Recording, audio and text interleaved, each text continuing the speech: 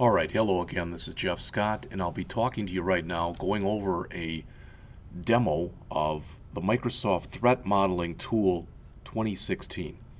So quickly, what we're going to talk about in here, and I don't know if this will be a one-part or a two-part demo, because it will be very hands-on, at least on my part it will be.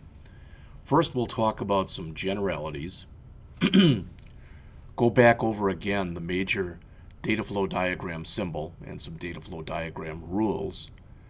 Then we'll look at an actual example. Now it's a little bit of a contrived example, and it's not something that you'd worry about for data dimensions, but it'll be threat modeling the withdrawal or the attempted withdrawal of money from a bank. All right.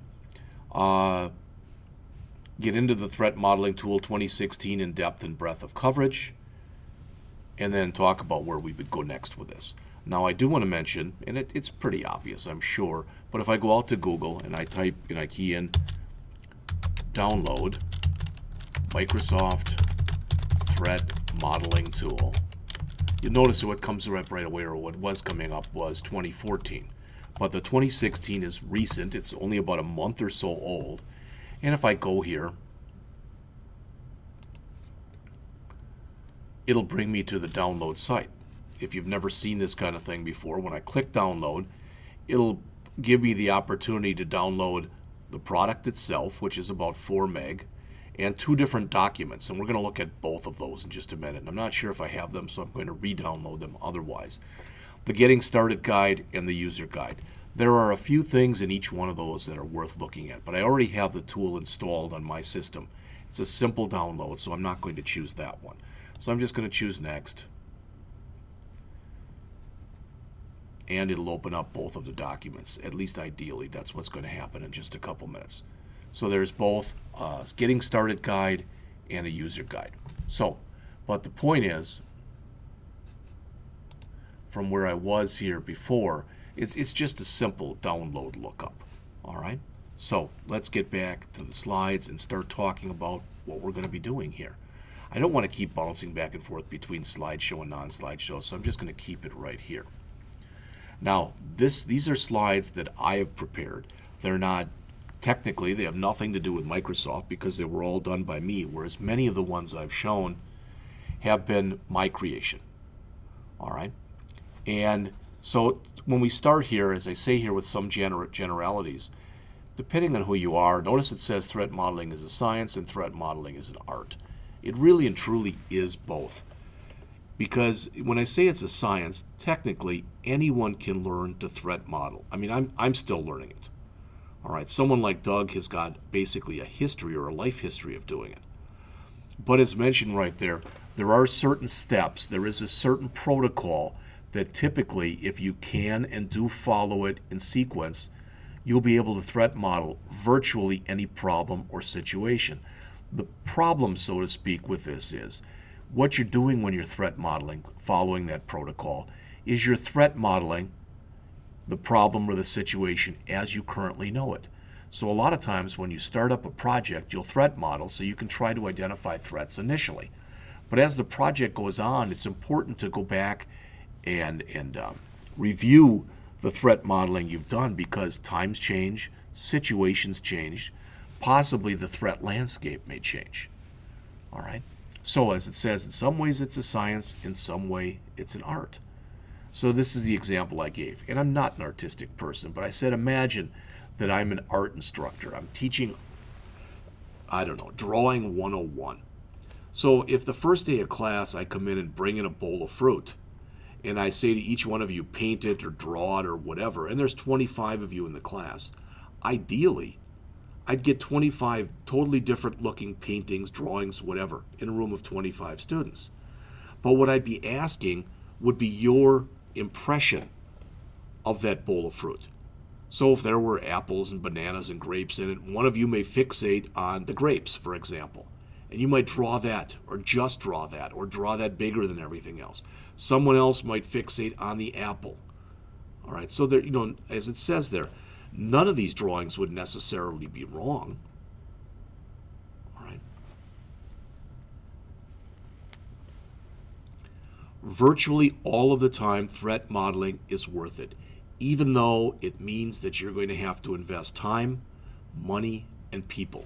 And again, for it to be done and done correctly, you're going to have to invest time, money, and people on more than one occasion. So let's talk a little bit again about data flow diagrams. Now you can look online. I've done this before, and this is not where I got this stuff, but I can come out here and I can go to Google Images and I can type in data flow diagram symbols, and I can get all of them. All right, this is a good example of them right here. That pretty much are what we're using. Now these are the four common symbols. This is normally referred to as a process, not a function. All right, but it's code. This is normally referred to as a data store, but normally what it does hold is a file or a database. All right, this they called input-output. I've always called it an external entity, and that's flow or data flow. The one that Microsoft has added to this, all right, has been the dotted line, which is a trust boundary. I don't know if we go back and look at that.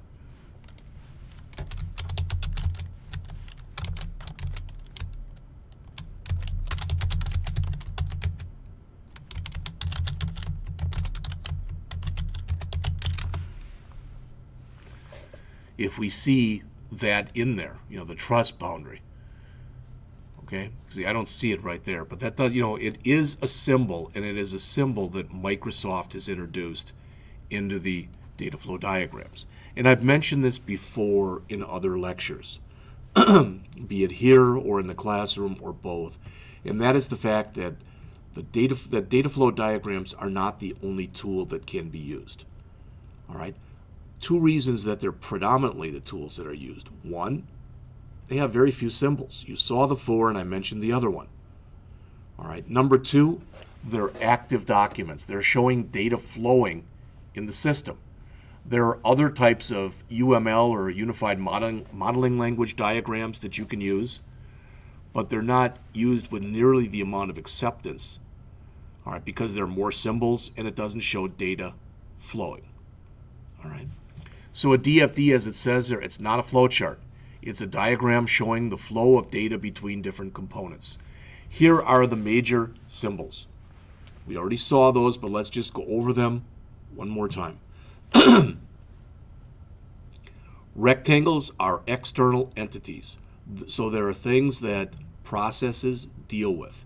Notice they can have data flows or arrows going in or going out, and they're usually labeled with a noun. Person, place, thing, or concept. Then you've got the circle. Now, sometimes what you see is you see a rounded rectangle instead of a circle here with maybe a line through the top of it. I'm not going to come in here with the word art and do it, but just so you know that. All right? So circles represent the data processing subcomponents of the component being modeled. So they're the code. They typically have data flowing in and data coming out. So they've got the data flowing in, which are your inputs, the data coming out, which are your outputs. They're typically labeled with a verb. And I don't know if I showed it here. Yes, I did. But you can have double circles. And typically when you have a double circle like this, you have it in a very high level data flow diagram, a very general one. And what that double circle means is that somewhere else along the line, you're going to have to take this process and break it down into sub-processes. Next, you have your double lines, which again represent a data store. Most often, they're associated with a database or a file. But again, they can have other things also, but those are the ones you're going to use almost exclusively. Again, they can have data flows coming in, they can have data flowing out, and again, they're typically labeled with a noun. The data flow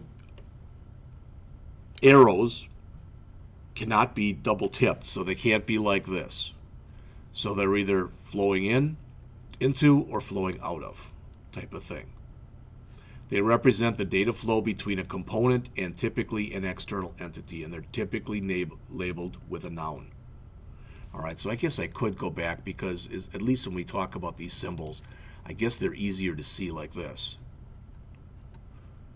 All right, so again, pointing, but no double pointing. The dotted lines, again, this is a Microsoft invention. As it says, they represent trust boundaries, also known as lines of demarcation, or somehow they're indicating boundaries between parts of the applications where most of your threats are most likely to occur.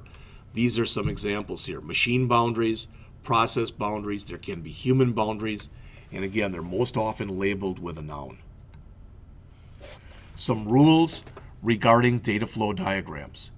As it says, the circles must have data both coming into and going out of. So there has to be an arrow that's pointing to the process and one that's going away from the process. The one coming to is the input, the one going out is the output. If you have a circle, as it says, that only accepts data coming in or only has data going out, it's probably not a process, it's probably a data store.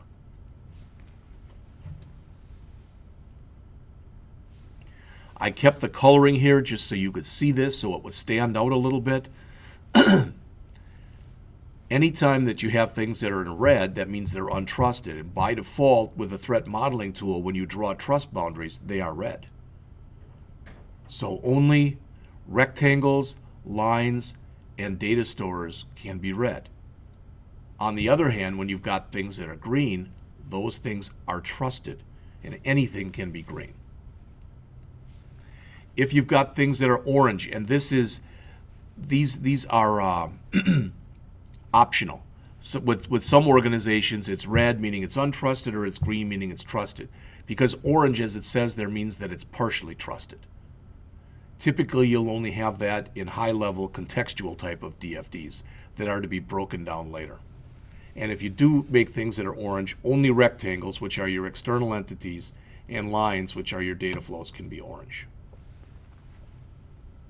As mentioned here, it's not permissible to have red circles because that would say that your process is untrusted, which means there's a problem with your code. If two parts of a product exist at different trust levels, so part of it's trusted and part of it's untrusted, for example, as mentioned here, it's best to model them separately and have the other component be a red rectangle.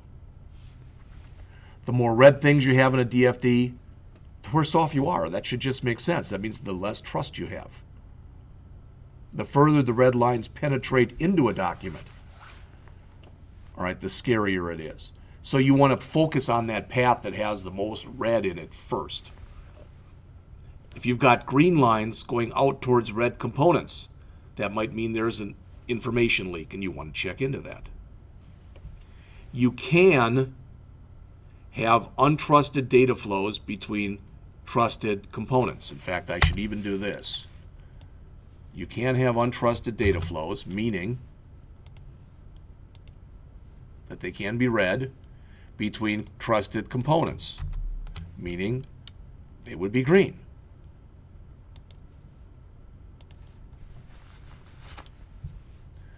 In other words, as mentioned right there, where one component passes the buck, so to speak, to another. But you can't have trusted data flows, so it can't be green between two things that are red. That just doesn't make sense. When you get to the point where everything on your page is green, and you have only green lines, you've got a fully trusted environment. If that's the case, technically you're done threat modeling. That typically is not even possible. Now, if you do these things manually, it's typically easy to go in there and number these things. And sometimes that's easier to show the flow of data. With some of the automated tools, that's very difficult, if not impossible to do. All right, I'm going to stop right here. And then we're going to go in and we're going to talk about the example that we're going to be working on.